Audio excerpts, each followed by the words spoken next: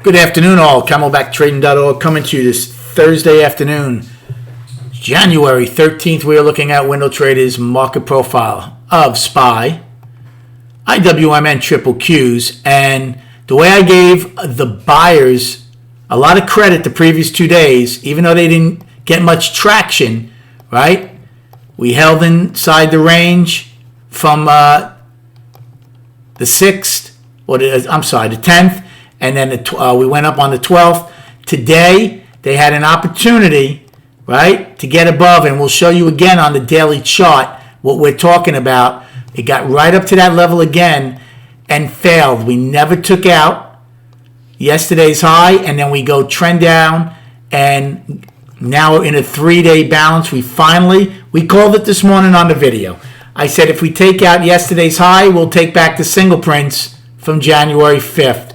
I said if we take out yesterday's low, we'll take out the single prints from January 11th. It took a while, but we got them. And I think the reason it took a while is because the 50-day moving average proved to be a huge, huge battle area. There were many bodies left there in G, H, and K until finally L broke down. Today was a trend day down that acted like a trend day down used to. Anybody under the age of 30 probably doesn't even know what it is.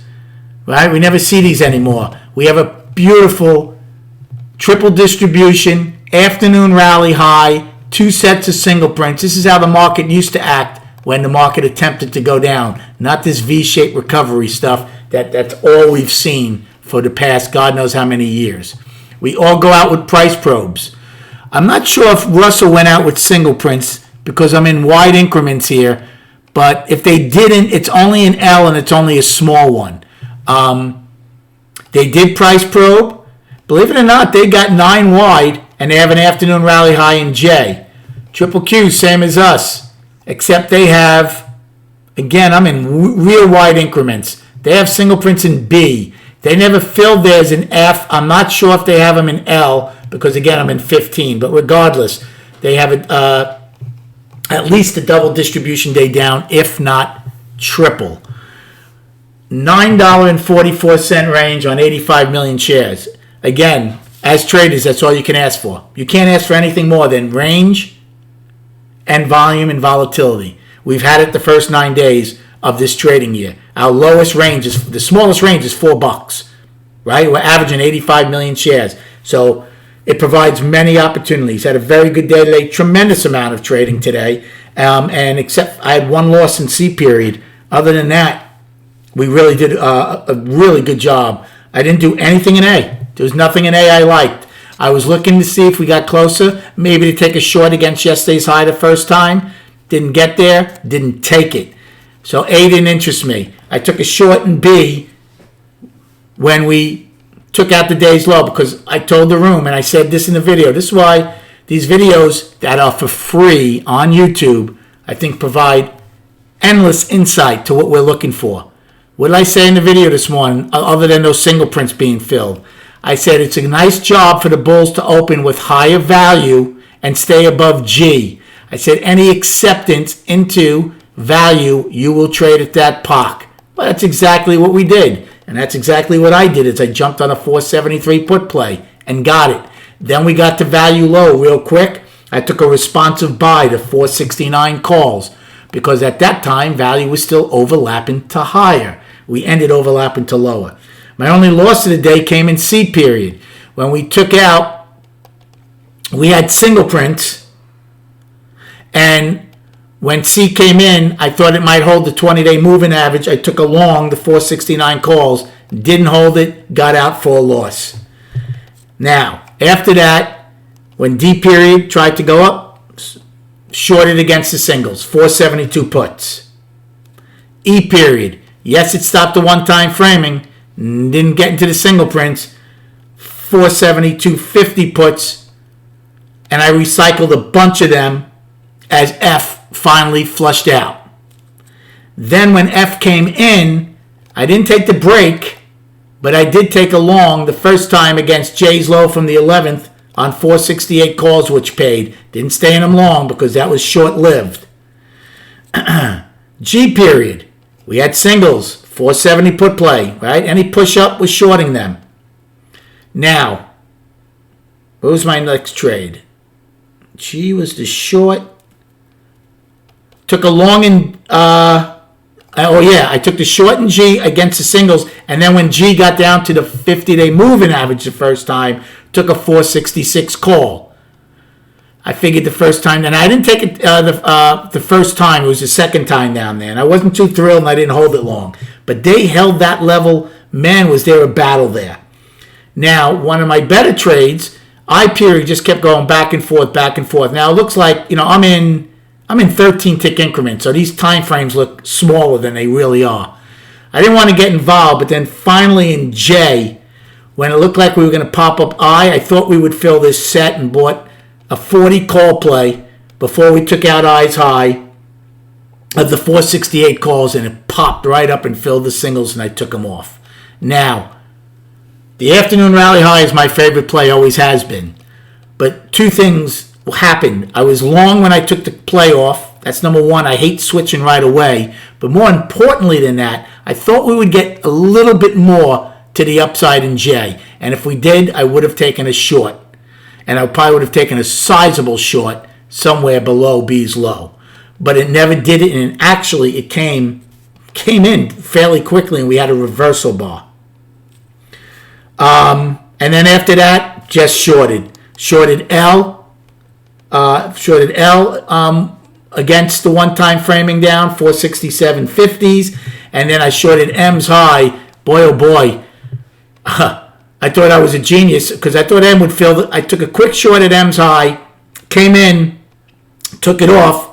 I thought we'd go back up, fill the singles, and I was going to take a bigger play against L's high, but that never happened, and then we price probed, and that's all she wrote. So a really good day. A little disappointing for the Bulls. I mean, think of what we've done now. Excuse me. From January 4th, we hit an all-time high at 479.98, I think it is, right? 98? Yep. So 480. Today's January 13th. We went down to 456.60 on January 10th. Came in $24 almost. From Monday's low, this Monday's low, to yesterday's high back to 473.20. So we came up $16. And now from yesterday's high, or even today's high, which was 472.88, we come down to 463.44. We come in just under $10. You think this is emotional, knee-jerk reaction trading by mindless machines and retail traders? The weakest of the weak get out as soon as there's trouble.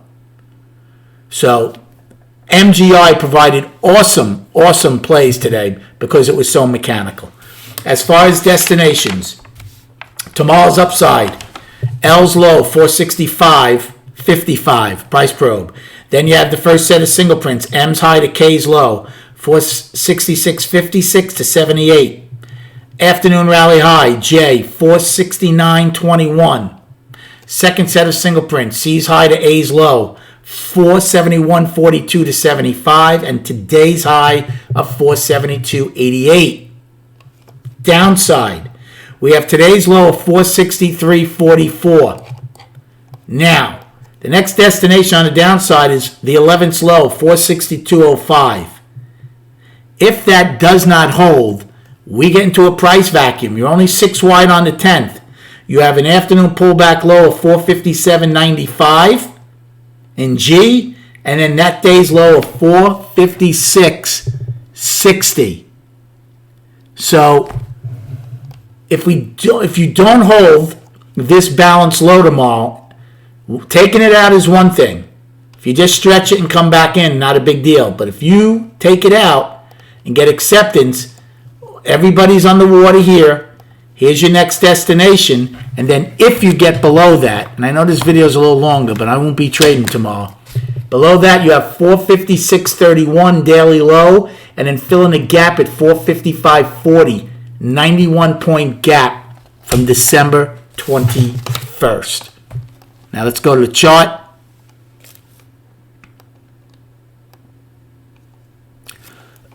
Here's your monthly. It's balanced. We took out last month's high by 98 cents.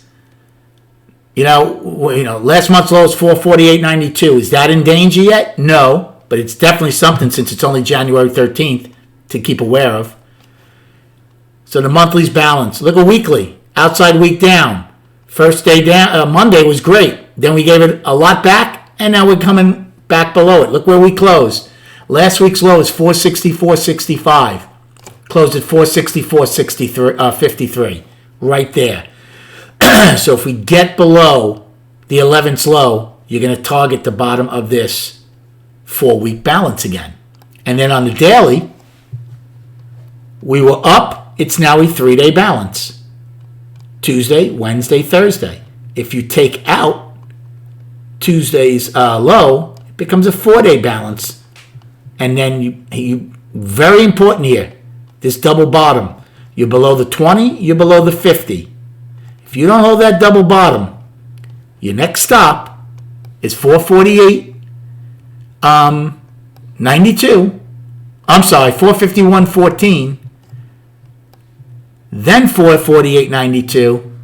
And if you take out that monthly low, I told you we're going to see the 200-day moving average at some point. I'm not saying it's happening now, but that's something to keep in mind. And one other thing, we talked about this in length in last night's video. Here's November 22nd's all-time high.